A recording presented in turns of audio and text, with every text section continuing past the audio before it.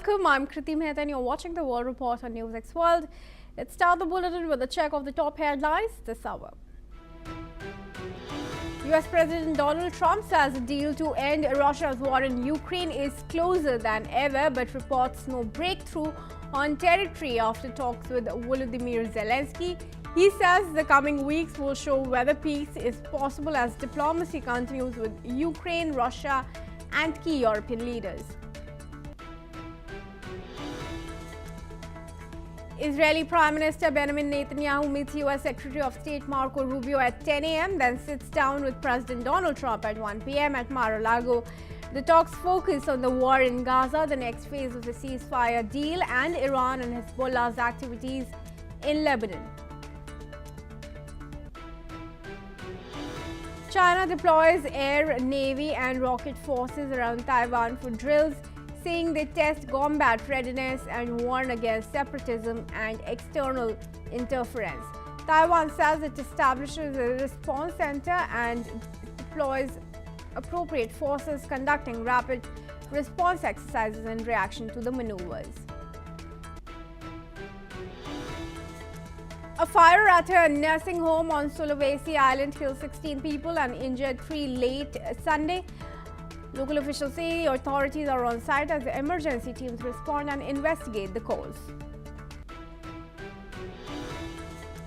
North Korean leader Kim Jong-un oversees the launch of long-range strategic cruise missiles, with state media saying it confirms nuclear and counter-attack readiness. The test comes as Kim showcases military and economic progress ahead of a key ruling party Congress in early 2026. Mexican authorities say at least 13 people are killed after an interoceanic train derails in Oaxaca with hundreds on board. Officials say dozens are injured, some critically, as rescue and emergency operations continue. South Korean President Lee Jae-myung apologizes to families of 179 victims of last year's Jeju air crash and vows to uncover the truth. He says the government remains responsible for protecting lives as families continue to demand answers over the deadliest air accident on South Korean soil. 7 Turkish police officers are wounded in a clash with suspected Islamic State militants during a raid in Yalova province. Authorities say the officers are not in serious condition as special forces secure the area.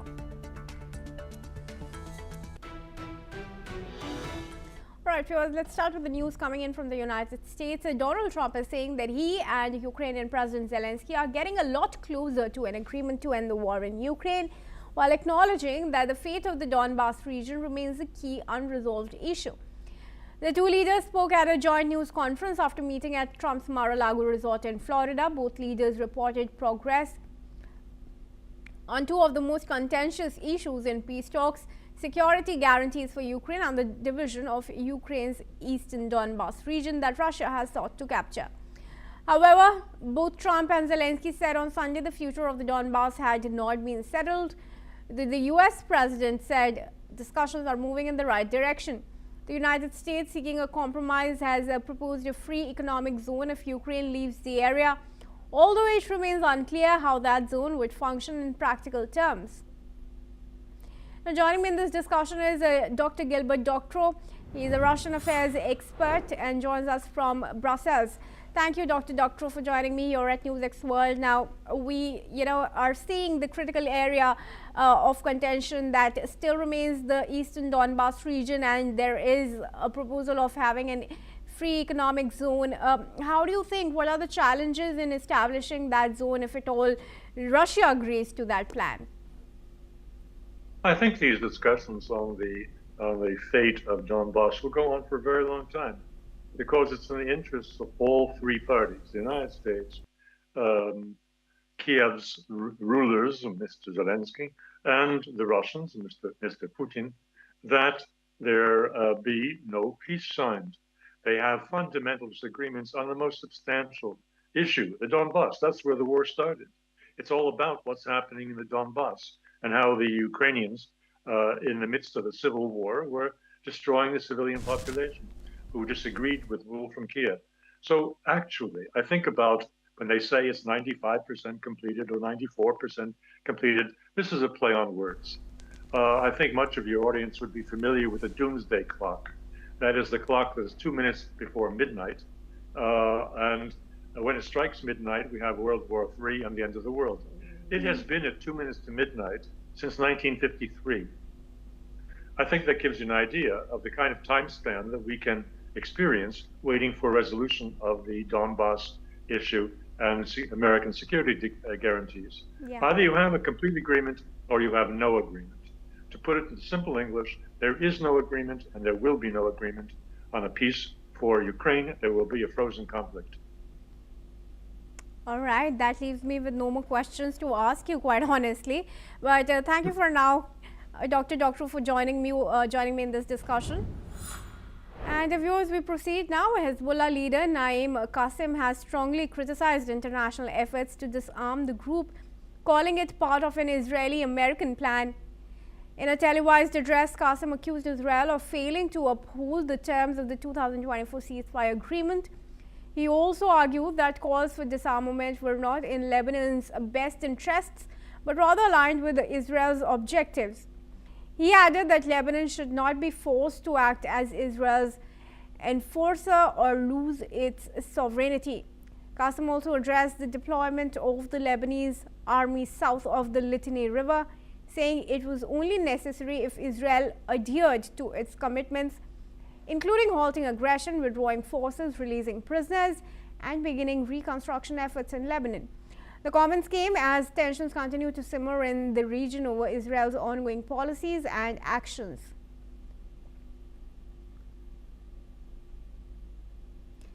And now moving ahead, viewers, let's tell you that polling stations closed in Guinea's capital, Conakry, as vote counting began at the country's presidential election. Election staff opened ballot boxes and tallied votes under the observation of party delegates and international monitors. At several polling stations, officials were seen emptying ballot boxes onto tables and calculating results. The vote is Guinea's first presidential election since a 2021 military coup that brought junta leader Mamadi Doumbouya to power. Constitutional challenges adopted earlier this year allow military leaders to run for office and extend the residential term to 7 years, changes that reports say favor the ruling authorities.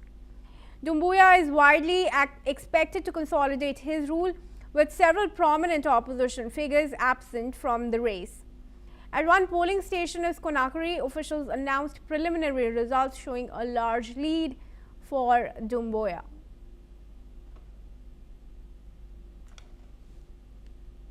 All right, viewers, let's move ahead. Sudan's army chief Abdel Fattah al-Burhan has said that lasting peace will only be possible once fighting ends and weapons are laid down. Burhan has rejected the attempts to pursue political negotiations while the military operations are still underway. He's argued that the mixing of battlefield action with political talks undermines any genuine peace process. According to Burhan, Sudan must first reach a clear end to hostilities before transitioning to what he has described as the next phase, focused on political solutions and rebuilding the country. Let's listen into what Sudan's army chief Abdel Fattah al-Burhan had to say. بعد أن تنتهي أو بعد أن يوضع السلاح ثم ننتقل إلى المرحلة الأخرى، لكن الاثنين دمج حل عسكري وحل سياسي في ظل العمليات واستمرارها، لا أعتقد أن هنالك سلام سيتحقق. احنا ثاني برضو بنكرر للإدارة الأمريكية والرئيس ترامب أنك إذا كنت تريد أن تكون رجل السلام في هذا العام يجب أن تنظر إلى القضية السودانية من وجهة نظر السودان. All right, viewers, let's give you some more information on the statements that are now coming in from Sudan's army chief Abdel Fattah al-Burhan. He said the lasting peace will only be possible once fighting ends and weapons are laid down. A very clear statement coming in. Who's a geostrategic expert, joins us from New Delhi. Thank you very much, General Sivaj, for joining me here at NewsX World. General Sivaj, now this is of course a long-standing conflict between the militant RSF and Sudanese army, and now Sudan's army chief has gone on to clearly say that it was the UAE and its participation in negotiations that have not resulted in a resolution as of now? The problem as far as the Sudan is concerned, this conflict which is going on, it becomes almost like a civil war. That is between military and the like a civil war. That is between military and the RSF, which is more of a paramilitary force. And no solution is able to be found out. And now they are trying to bring negotiation peace, and the UAE has been helping the RSF, and therefore it is not an impartial body. Or they say that in case the solution has to come from, that is to be from a neutral party which are objective, fair. So that's the biggest problem coming. And you remember that what's happening in Sudan is that the number of casualties which have taken place on either side is very huge. There is a total failure of law and order. There is a famine. Almost about 10 to 20,000 people have died. There are almost about 10 lakhs people which are struck by the famine. So the situation is very critical, and the world body must now look into it. No election can take place, nothing can happen unless you resolve this issue of a conflict between two major parties, that is the military and also the basically RSF. Both are not ready to budge. Both are claiming victorious. Certain part is won by the RSF, certain parts are under control of the Sudanese army, and both are blaming for the violence. And in case if some sort of peace has to come, it has to come by organization like United Nations. If you have a peace committee and there is a country which is taking or favoring one of the participants, whether it is RSF or Sudanese army, then solution will not find. And that's what the claim is, that RSF is being supported by the UAE, and therefore in case the UAE is also part of the peaceful negotiation, it will not reach to a logical and objective solution. It will be a biased solution. So you are you do agree then there is a UAE support to the RSF, as the army chief of Sudan is saying, because Saudi UAE has of course gone on to deny that allegation. The UAE may deny it, and the problem is that the weapons which are coming to RSF, it has been surprisingly as to how RSF is able to take on the might of the Sudanese army. It is basically they are supported by the UAE, and the weapons are coming, the ammunition is coming, their logistic supply is being also maintained by the UAE. So therefore, there is no question of saying by the UAE that they do not support RSF. This is very well known, and this is understood by everyone that UAE is all out to support the RSF. So if Sudan is rejecting the plan that has been enforced, or negotiated by the US, what really is the resolution then going forward? The exclusion of UAE, will that help? Yeah, very correct, rightly said. See, first of all, no denying the fact the peace must prevail, because this is a country which is now suffering. People are dying due to starvation, and therefore the United Nations and also US brokered this peace plan will work once you take out the UAE. Because that is what is the sticking point as far as the Sudanese army is concerned. They are saying that in case the UAE is partner to this peace talk, then it will not be objective. And in case the UAE is not part of this peace deal, peace talks, I think there is a chances of peace prevail, and both the partners will then agree. You remember that America is, especially Donald Trump, is claiming that he has managed to stop a number of wars in the world, which is you can say Azerbaijan, Armenia, Kosovo, Serbia. Also, you find the Congo war, Congo and Sudan. They have succeeded in that. Cambodia, Thailand, and then even claiming India, Pakistan, which India is denying all through, because we feel that Pakistan had directly communicated with India requesting for ceasefire. But all said and done, the US of late under Donald Trump had managed to stop number of wars. And having said so, one can say that in case if that is the case, there is a chances of peace prevailing in Sudan, provided both the parties agree, that is RSF and Sudanese army, and the UAE, which is considered to be very close to RSF, is not party to this peace talks. All right, I request you to stay on with me, General Savage, as we move ahead. Because torrential rains have hit southern and eastern Spain, causing severe flooding over the weekend. One person has died and 2 are missing as overflowing rivers swept away cars and motorcycles. In Alhurin, El Grande, search teams combed flooded areas, with the mayor thanking volunteers and authorities for their help during a difficult Christmas. In Valencia, which suffered deadly floods last October that killed over 220 people, authorities issued red alerts urging residents to stay indoors and seek higher ground. 8 other provinces remain on orange alert, warning of serious risks to life and property. Officials continue to monitor the situation closely as heavy rains persists, raising fears of more damage and disruption.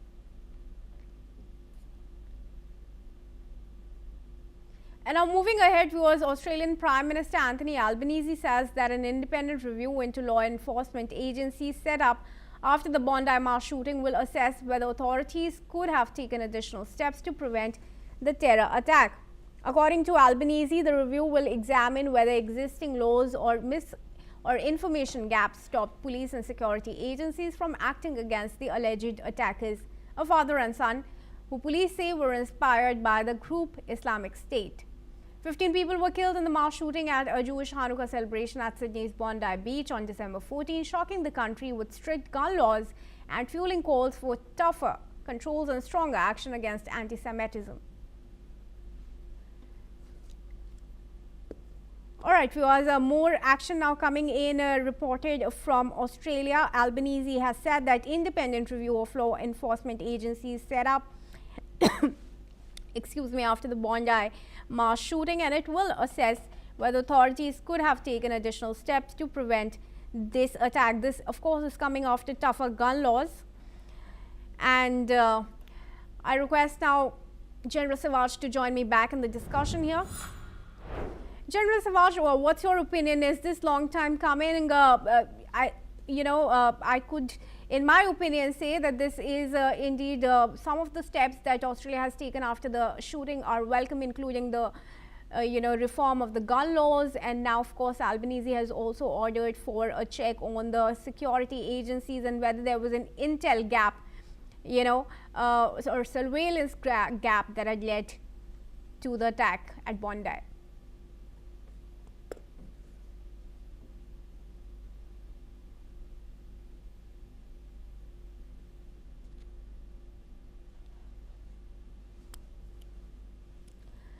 All right, some network connection issues discovered there with our guest viewers. We are trying to establish that connection, but for now we can tell you that in fresh assessment, Albanese said that authorities could have taken additional steps to prevent the terror attack, and hence a review into law enforcement agencies has been set up. And according to Albanese, the review will examine whether existing gun laws or information gaps stopped the police and security agencies from acting against the alleged attackers. The police say they were inspired by the group Islamic State. All right, I now have General Savage back with me in the discussion here. General Savage, what is your assessment of the fresh steps that have been taken by Australia? I think these steps are steps in right direction. Yeah. One is, as far as the arms laws are concerned, you see exactly like what was happening in US. The violence has increased in US because the gun laws are very, very relaxed. You can own a gun and it's very difficult to take a medicine in US rather than taking a gun. And same way, the gun laws were quite relaxed in Australia. Now they need to be tightened because these two assailants which were involved in this massacre, both Akram and Sajad Akram and Naveed Akram, they had almost about 6 to 7 rifles, and they were all licensed rifles. So very welcome step that they are taking action that gun laws will be strict. And the second thing is building up their intelligence. Remember that Israel has been claiming time and again that there was some intelligence which was there and which was shared by Israel with the Australian authority that there can be a threat to Israel's citizens or people who are from Jews community, especially when they are celebrating their festival. But no action was taken. I think Anthony Albanese's government has now realized it that if they are not able to stop this thing, if they are not able to stop these radical elements which are there, then you will find it the economy of the country will suffer. You will find it that also a number of fingers will be raised toward the Australian government. I think these steps are in the right direction, but they have to now come with more stricter laws as far as the terrorism is concerned. And Yeah. as far as intelligence is concerned, they have to be proactive, not reactive. In this case, what happened is they are reactive, whereas they should have been proactive, especially when the intelligence was already with Australian government that something of this nature can take place. Sure, General Savach, you rightly said that more steps need to be taken on the question of terrorism and radicalization. There's also the question of anti-Semitism, especially because Jews had pointed out that it was imminent, the attack that happened, and they had already issued warnings to that effect, but the government failed to act on it, and that's also the accusation that came in from Netanyahu. What do you think can Albanese do to address these concerns, and he should be doing? Very correctly brought out, anti-Semitism was in the rise in Australia, because if the government of the day start commenting against a particular community or against a country, then it gives a lot of encouragement to all these terrorist activities to come up. So the point is, anti-Semitism is a reality, and it is now growing in Australia. It is the requirement and duty of Australian government to take action against that. Now, this is an eye-opener. Anthony Albanese's government must realize it, that in case if they do not take corrective measures, there can be such type of incident in future. And no one likes a country to have a terrorist action, because these are the terrorist action which has taken place. It has shaken up complete Australia. They never thought such a thing can happen in Australia, where about number of people have been killed by these two assailants, and on the name of the religion. And these both the Sajad and Naveed Akram, the father and the son duo, they were well educated, well learned people. Not that they were the one which are poor people. They had every facility. So therefore, it is Australian government has been shaken up. There is a lot of society pressure which is coming in Australian government that enough is enough, and we must curb this terrorism, and anti-Semitism which is on the rise must be reduced, and the government must have intelligence set up which will be more proactive rather than reactive, and also made this gun culture which is there, gun laws has to be very, very strict, that you cannot take the gun. Another issue which was there is that Naveed Akram, especially the son, he had some cases against him about few years back, but he was not kept under surveillance, and now see what has happened. So the point is, the Australian government has to look into it. They have to make these laws stronger now, because the public is gone against the government, and they realized it. The life is threatened in Australia if you allow this anti-Semitism to come, or the terrorist activity take place against the society. Because after all, Australia is one of the most developed countries, and always feel that it's a very secular country. All the society, all the cultures are permitted there, and a lot of people have come and settled down in Australia. But this incident has shaken up the complete society. Well, absolutely. Thank you for your very correct assessment for our viewers, General Savach, and for joining us here at NewsX World. With that, viewers, let's proceed. Now, in Nepal, two popular leaders have formed an alliance ahead of March parliamentary elections in Nepal that will challenge the older parties which have dominated the Himalayan nation's politics for over 3 decades.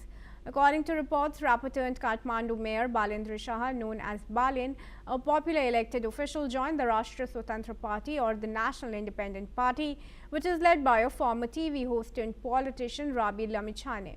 Under the agreement with RSP, 35-year-old Balen will become the Prime Minister if the RSP wins the March 5 election, while Lamijane will remain the party chief.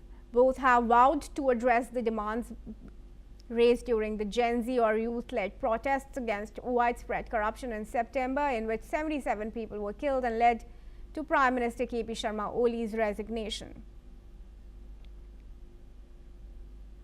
And that's all we have time for, but thank you for staying tuned to NewsX World for all major breaking news and updates from around the world.